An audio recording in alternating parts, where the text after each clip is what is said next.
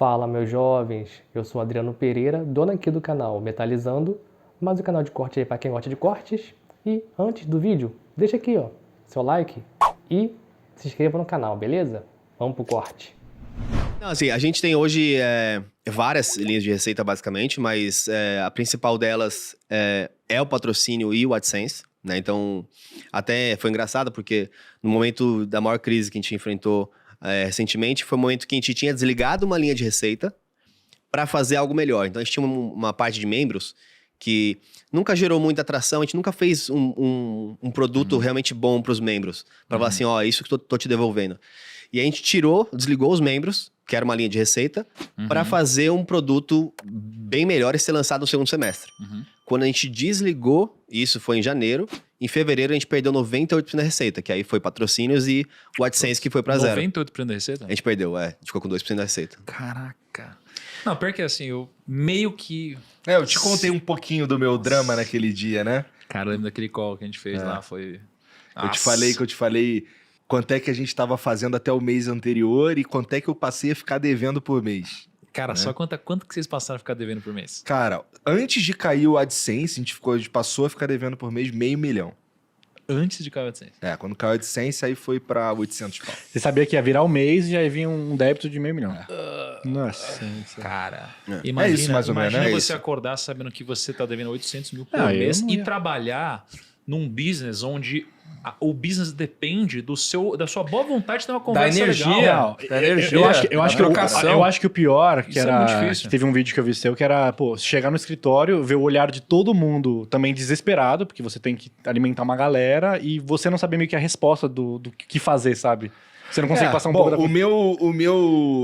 O que eu fazia era, cara, vai dar tudo certo. Fica tranquilo aí que vai dar tudo certo, porque eu vou fazer dar certo. Mas o que te fazia achar que ia dar certo? É confiar em você ou é fé? Cara, ó, tem dia que eu confio muito em mim, tá ligado? Então, assim, nesse momento aí, eu não tinha tempo pra ficar depressivo. Então, pra mim era, eu preciso dar certo. Preciso dar certo, eu vou fazer. Eu sei fazer isso, eu sei que eu sei fazer isso aqui. Então eu vou fazer isso aqui dar certo de novo. E é só uma questão de tempo. E tinha uma paz de espírito também que eu acho que eu posso contar aqui, que era, vamos pensar no cenário que eu tenho uma decisão muito ruim.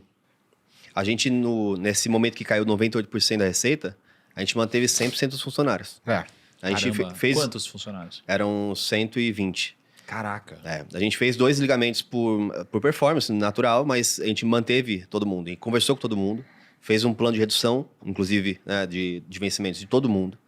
A gente acabou de dar um aumento pra todo mundo. Meu Deus. E aí a gente sabia que, no pior cenário, o que a gente podia fazer? Eu corto todo mundo, deixo o Flow com 5 pessoas, o Flow vai voltar a dar dinheiro e a gente vai pegar esse projeto e vai recomeçar ele daqui a um ano. Porque se eu fosse pensar num contexto em que eu tenho que pagar para 120 pessoas, não dá para manter com receita zero. Mas o Flow, de novo, na hora que voltasse, eu ia voltar a ter uma receita muito mais relevante, porque o grande problema do Flow, na verdade, foi querer criar tantos conteúdos para outras pessoas, para ajudar a comunidade. Acho que esse foi sempre uma vertente muito forte do Flow, que fez o Flow chegar onde chegou, Sim. que é esse conceito um pouco mais aberto de negócios, menos regras travadas, menos contratos e mais abertura. Sim. Um belo exemplo é do Cortes. Por exemplo, quando você investe no Flow, você quer que a sua marca seja exposta para o máximo possível de pessoas. Sim. Então, por que eu vou impedir alguém de fazer um corte e mostrar essa marca para mais pessoas? Cara, vocês já pensaram em criar franquias de cortes? Nem sei como isso funcionaria, Não, é que cara. eu tô refletindo aqui, cara.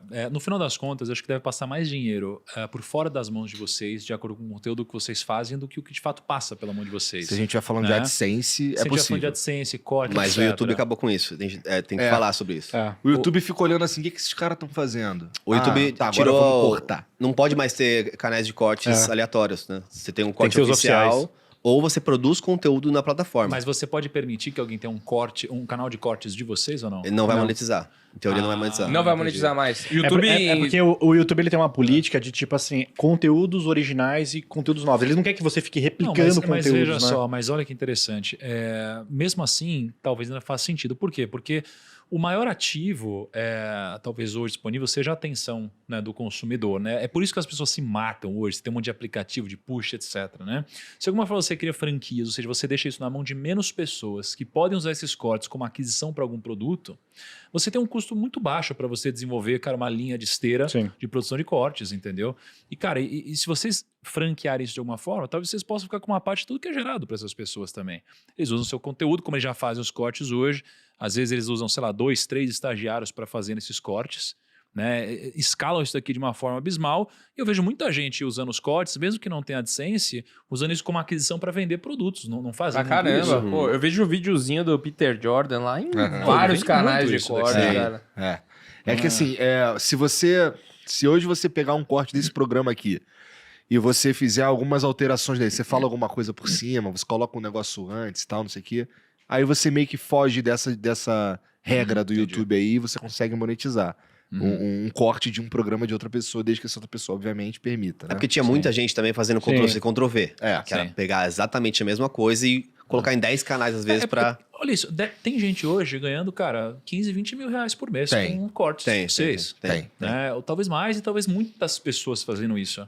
Cara, muito que você franquia isso, fala, não, cara, pode fazer, mas faz de um jeito profissional. Cara, aí me paga uma taxa por mês aqui, O cara. cara tem um brand guide, assim, pra seguir, brand né? guide, um negócio, vocês Entendi. estão em alta, conteúdo pros caras, não sei. Mas enfim, só uma viagem. Mas, cara, como que vocês de fato sobreviveram, tirando a fé, a perseverança, a resiliência, né? Como que vocês conseguiram sobreviver tanto tempo, cara, assim, passar pelo abismo, né? E financeiramente retomar depois de tanto tempo? Quantos assim? meses no prejuízo? Tipo, Tá. cara, como que foi, assim, cara? Bom, a fé, a resiliência, não sei isso daí tudo aí, Aham. era só o que eu precisava, eu tinha que manter isso daí até pra ficar ação mesmo, pra apresentar o programa, né? É aquilo que você falou, como é que eu vou apresentar o programa Você chorava quando com terminava um o programa? buraco desse? Cara, ó, eu Não, sério, pô. eu quase Caralho. chorei várias vezes, mas eu olhava no espelho, sem sacanagem, assim, parece meio piegas essa parada. Mas, pô, olhar no espelho, assim, no fundo do teu Você é um olho. vencedor. Não, eu olhava no fundo do meu olho, assim, eu só pensava assim, cara, eu não posso vacilar porque todas as decisões que eu tinha que tomar, eu tomei, e agora eu decidi ficar com tudo isso e com todas essas pessoas aqui comigo. E eles estão comigo, porque ninguém foi embora. Então, porra, agora é minha vez, eu vou fazer o que eu puder, tá ligado? E aí foi. Mas a outra parte é com ele também. Não, o momento era complicado pra gente, porque como o Flow ele cresceu, vamos falar assim, que o Flow começou de fato a dar algum dinheiro, né, de retorno maior, assim, de sobra, era justamente quando eu entrei, foi em abril, mais ou menos, né, que começou a sobrar pra investir na casa, entre outras coisas. Então, até dezembro, nosso faturamento multiplicou por 4x, mais ou menos. E o nosso caixa não subiu nessa proporção porque a gente estava investindo muito nos negócios, nas câmeras novas, nas coisas que a gente estava acontecendo. Então, quando a crise aconteceu e o caixa caiu e nossa receita caiu 98%, o nosso caixa era, basicamente, dava para 15 dias. Então, o Magiel era o perfect storm, né? A tempestade perfeita que a gente tinha que lidar ali. Então, obviamente que o primeiro momento foi, a gente não pode nem acessar agora marcas, nem acessar agências, porque a gente sabe como as agências são, elas são travadas, elas vão segurar, e se eu buscar agora incessantemente, eu vou queimar, inclusive, né, a marca, ou mais ainda o processo. Então, a gente contou com a ajuda de pessoas internamente para aportar, inclusive, então... Sim. Eu, além de deixar de receber um salário, comecei a aportar também na companhia de volta para que ela pudesse manter aí alguns meses. A gente foi sempre ganhando, por isso que é a dança, né? A gente foi ganhando alguns dias, algumas semanas, porque a gente sabia que ia melhorar e que a gente tinha sempre um dia D a 15 dias para frente para decidir o que a gente fazia. Porque se a gente não conseguisse arrumar o todo, ia ter que focar um pouco mais nos 3 principais produtos, que são os que dão lucro ou receita, ou só com AdSense podiam viver. E aí a gente começou a buscar, por exemplo, patrocinadores que queriam fazer algum tipo de inserção especial e mostrar um serviço muito melhor.